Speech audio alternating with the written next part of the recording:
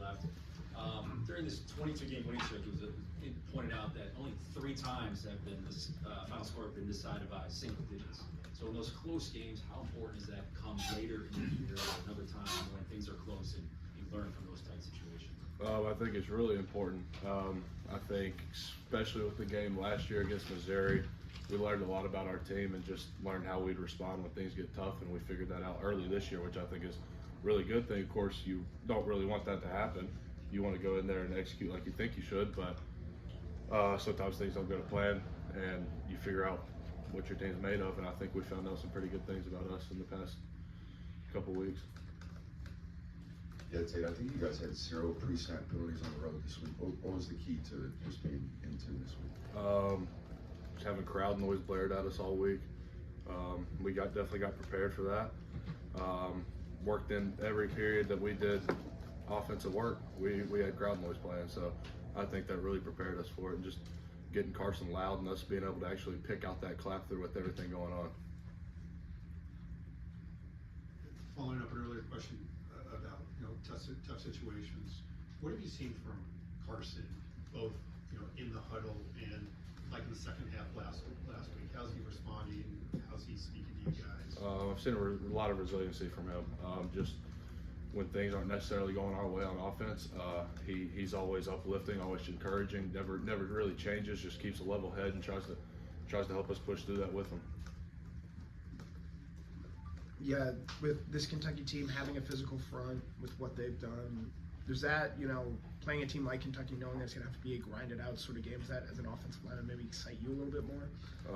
I think if you're playing offensive line and it doesn't excite you, then there's something wrong with you. But Kentucky, we've said this since we've been here, it's always one of the more physical games of the year, and we go into that every year expecting it. They always have a hard-nosed football team, and they come to play. Tate, similar question on Carson, but more specific, I guess. The reaction, you throws an interception, then all of a sudden you guys are down 2 scores. What was he like after that? What was his reaction to that? I think like everybody's a little bit down, but I think as an offense we did a good job of help lifting him back up to where he was and getting him in the mindset to go back out there and like it never happened. And I think that's what is really good about this team is we are really good at sticking together when things aren't going well. And I think with how we performed in the first half, and that kind of helps us a lot. Tate, you guys have had a few weeks now with the new lineup with Truss out at right tackle and Dillon in the lineup. How would you assess how this offensive line has played since then, and what areas do you want to see improvement?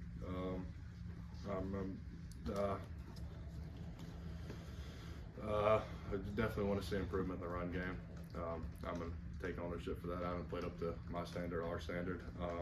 I think that's just across the board. Is we've got to go out there with the mindset still that we're going to run the ball and not let different things affect us with running the ball. So that's one thing I'd like to see improvement of. But I think we've definitely meshed together better with the past couple weeks of practice. With Truss first going out there, there was of course bumps for him to go over, but I think he's done a really good job of getting over there, and I think Dillon's really stepped up. Taking a look at the Kentucky defensive line, you see number 0 standing there, Deion Walker. You kind of get Jordan Davis vibe when you look at him. Yes, he's a physical, twitchy football player. He's a really good player. From what I've seen, I've got a lot of respect for him. He can play ball. Tate, you talk about adjustments. How much of this would you say is minimal for the offensive line? I think a lot of it. I think it's mindset. I think all of it's mental, really. I think just going out there and acting like we've played in the past, just like nothing's changed, just trying to go out there and just play to our ability like we know we can.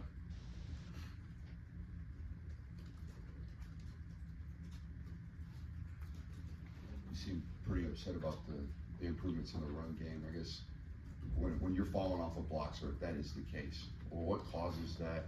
And this particular Kentucky football team, just their physicality alone, you said it's a brand of football. What about them makes them so physical?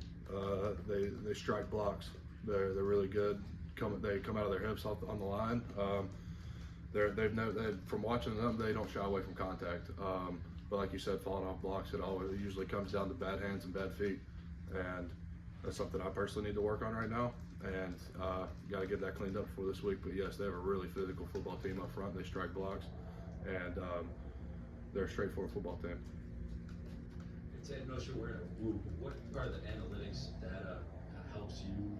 What are some things you look for, as whether it's sleep, training? I'm just curious why, how did you take advantage of that? I like to see the strain every day, and then it helps me with my sleep schedule, which not always on top of, but I try my best to be. But I think the sleep part and the recovery helps me the most.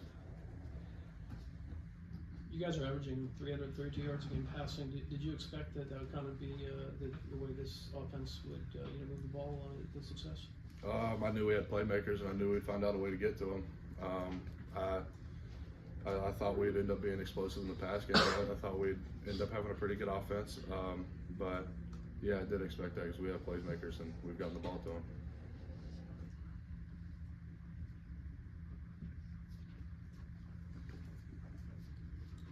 Talk to me about the difference playing with Xavier beside you versus Americans. Mims plays like a 6'8" human with really long arms, so me and Truss are passing off twist. I'm usually expecting Mims to be farther away, but Truss is always closer. So we get our feet tangled up every now and then, but that's probably the biggest difference.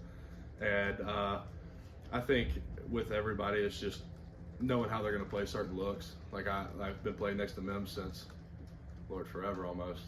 And I know how he's going to react to certain looks, and me and Truss are now just starting to get that feeling together with both of us. So. When did you know Bowers was kind of a different dude, and does he ever do anything that surprises you still? I think he does something every day that surprises me. He's got that it factor. When I knew he was special was his first year here. We were doing summer conditioning, and I watched him with all the tight ends, and he's 5-6 yards in front of everybody. And I think that's kind of the point where everybody's like, okay, this kid's gonna be something special. And he's been nothing short of that since.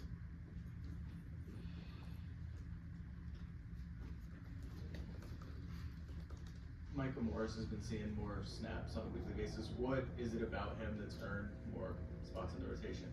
I think he's gotten more consistent. He's a very, very strong human. He can move people extremely well. And I think just him showing that consistency every week in and week out has gotten him on the field and gotten him trust, and he's a really good player too, so that helps him out. Going back to that Auburn game, when you guys were running into the boundary by the left side, sometimes you pulled, sometimes you didn't. What did you see going back on the film that made that so effective, and can you do it again this Saturday? I think just perimeter blocking in general, setting walls on the edge, and then scheming it up right with formations to get the right amount of people to block. That's what it looked like to me, and then everybody executing. Really, I think if we execute, we got a chance with any play, but we just happen to execute really well on those.